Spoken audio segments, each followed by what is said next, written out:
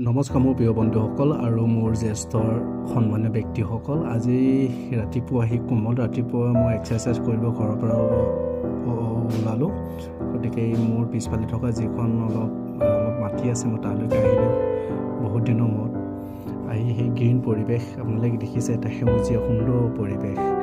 গতিকে আহিলোঁ, অলপ ষ্টাইল কৰি আহিলোঁ। বহুত দিন হ'ল ষ্টাইল কৰিব মানে এই মোৰ ভাগিনজনী আহিলে। ভাগিনজনী ক'লে মামা মই চাওক ইমান সুন্দৰ পৰিৱেশ। গতিকে মই অলপ ধেমেলীয়া মানুহ, গতিকে কেতিয়াবা ধেমেলি কৰি ভাল পাওঁ। আৰু সেই হিচাপত মই আহিলোঁ, মাটি গোটেই জংঘল মই হৈ গৈছে। তথাপি কোনো কথা নাই, সুন্দৰ এটা পৰিৱেশ। এই সেউজীয়া পৰিৱেশৰ মাজত কেইটামান দৃশ্য মই আপোনালোকলৈ আগবঢ়ালোঁ, এই চেলফিৰ জৰিয়তে হওক, ভিডিঅ'ৰ জৰিয়তে। গতিকে পিছফালে চাওক আপোনালোক, এটা সুন্দৰ গুৱাহাটী পৰিৱেশ। সাধাৰণতে আমি গুৱাহাটী চিটিত থাকিলে আপোনাৰ বহুত ভিৰ মাজত পাৰ কৰিবলগীয়া হয় গোটেই দিনটো, অফিচলৈকে গ'লেও। কিন্তু ইয়াত চাওক, ইমান সুন্দৰ এটা ঠাণ্ডা পৰিৱেশ আপোনালোকে নিশ্চয় প্ৰত্যক্ষ কৰিব পাৰিছে। আৰু মই সেইটো কাৰণে ভাবিলোঁ অলপ ষ্টাইল মাৰি কেইটামান ফটোশ্বুট কৰোঁ। গতিকে মোৰ মাটিখিনি চাওক, পাহাৰৰ মাটি হ'লেও এনেই অলপ ৰাখি থৈ দিছোঁ। আহি অলপ ফুৰিব আহিলোঁ, এক্সাৰচাইজ কৰাৰ লগতে অলপ মই এনেই গোটেই মাটি চাৰিবে ফালে মই অলপ চকু ফুৰালোঁ যে গোটেই জংঘল মোৰ হৈ গৈছে। গতিকে আপোনালোক দেখিছে, মই নিজেও ভাবিছোঁ যে খুবেই বেছি জংঘল। সেইজনী মোৰ ভাগিনজনী বহুত দুষ্ট হয়। তাই ক'লে মামা ময়ো যাম এক্সাৰচাইজ কৰিব। গতিকে তাই শিলত বহি আছে, মোক হাঁহে বুলি কৈছে। তাইতো বহুত দুষ্টামি হয়। যি হওক, সেই বয়সটো তেনেকুৱাই হয় সকলোৰ বাবে। আমিও হয়তো সেইটো বয়সত তেনেকুৱাই আছিলোঁ।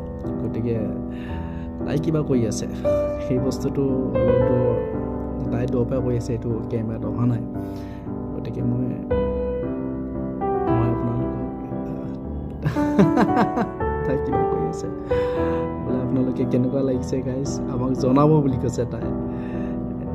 গতিকে সঁচাকৈ কৈছোঁ, এতিয়া সেউজীয়া পৰিৱেশৰ মাজত আহি এই ডাঙৰ এটা শিল আছিলে, ভাঙিজনীক অলপ ধৰি দিয়া। ফাইনেলি আমি আহিছোঁ। আহি সেই গুৱাহাটী পৰিৱেশটো দেখিছিলে আপোনাৰ বালাজী মন্দিৰ পিছফালে আপোনাৰ যিটো ডাঙৰ দুটা বিল্ডিং বহি আছে, সেই বিল্ডিঙৰ দৃশ্য হয় পিছফালে। এই চুপ হৈছে ফুলৰ গছ, বৰ্তমান এতিয়া ফুল চুল একো লগা নাই। হেলিকপ্টাৰ আহিছে চাওক, পালে চাওক, হেলিকপ্টাৰ চাওক গাইজ। শব্দটো শুনিছে হয়তো, হেলিকপ্টাৰ বহুত ডাঙৰ হয়। এই পাহাৰৰ ওপৰৰ পৰা আপোনাক খুব ডাঙৰ দেখিব পাৰি। গতিকে চাওক, ইমান এটা সেউজীয়া পৰিৱেশৰ মাজত মই জংঘলৰ মাজত ফটোশ্বুট কৰিছোঁ আৰু অলপ ষ্টাইলো মাৰিছোঁ। গতিকে আপোনালোক বেয়া নাপাব, মানুহৰ জীৱনত সকলো কিছু লাগে। শিলৰ ওপৰত এটা এই ভাগিনজনীয়ে মোক আৰু কিবা কিবি কৰি আছে বোলে, মামা তুমি হাবিৰ মাজত ক'লা চশমা পিন্ধি কিয় ভিডিঅ' কৰি আছা? তাই তেনেকৈ কিবা কিবি কৰি আছে। মই ক'লোঁ বোলো মই চব ষ্টাইল মাৰিছোঁ, গতিকে তুমিও মাৰিবা ডাঙৰ হ'লে। সেইকাৰণে মই তাইক তেনেকৈ উত্তৰ দিলোঁ। গতিকে কোনো কথা নাই, এইটো এটা ধেমালীয়া কথা। গতিকে সঁচাকৈ গাইজ, আপোনালোকে এই সেউজীয়া পৰিৱেশটো কেনেকুৱা পালে মোক নিশ্চয় কমেণ্ট বক্সত জনাব। লাইক, শ্বেয়াৰ এণ্ড কমেণ্ট কৰিব। আপোনালোকৰ আশীৰ্বাদ মোক সদায় লাগে। আপোনালোকৰ আশীৰ্বাদৰ বিনা আমি একো কামে আগবাঢ়িব নোৱাৰোঁ। আৰু ফাইনেলি মই এক্সাৰচাইজ কৰি ঘৰত পালোঁ আহি, আৰু মোৰ পিছে মোৰ ভাগিনজনী আহি আছে। খুব দুষ্ট আমি হয়, আপোনালোকে দেখিছেই, হয়তো আপোনালোকে মাজে মাজে দেখাই পায়। কিন্তু তাই পঢ়াত অলপ ঢিলা হয়। যি হওক, এতিয়া তাই সম্পূৰ্ণ বুজি পোৱা হোৱা নাই। গতিকে সেই বয়সত আমিও তেনেকুৱা আছিলোঁ। আৰু তাই মানে তেনেকুৱা, মোৰ যেতিয়া অফিচ ছুটি হয়, হেলিকপ্টাৰ দেখিছে আপোনালোক গাইজ, হেলিকপ্টাৰ আহি আছে। আজি 2খন হেলিকপ্টাৰ আহিলে। আৰু এইটো মোৰ ৰুমৰ দৃশ্য। খুবেই কাপোৰবোৰ খেলি মেলি হৈ পৰি আছে। গতিকে এই ভাগিনজনী আহি ক'লে বোলে, মামা তুমি বিচনাখন ভালকৈ ঠিক কৰি থৈ যোৱা নাই।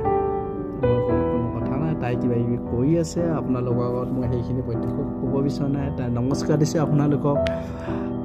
তাই কৈছে যে আমি এক্সাৰচাইজ কৰিব যোৱা পৰিৱেশটো কেনেকুৱা হ'ল। গতিকে আপোনালোকৰ পৰা কমেণ্ট বক্সত তাই বিচাৰিছে যে একচুৱেলি এক্সাৰচাইজে কৰিব আমি মামা আৰু মই গৈছিলোঁ। গতিকে আপোনালোকে কেনেকুৱা পালে, পৰিৱেশটো কেনেকুৱা দেখিলে ইমান সেউজীয়া এটা পৰিৱেশৰ মাজত।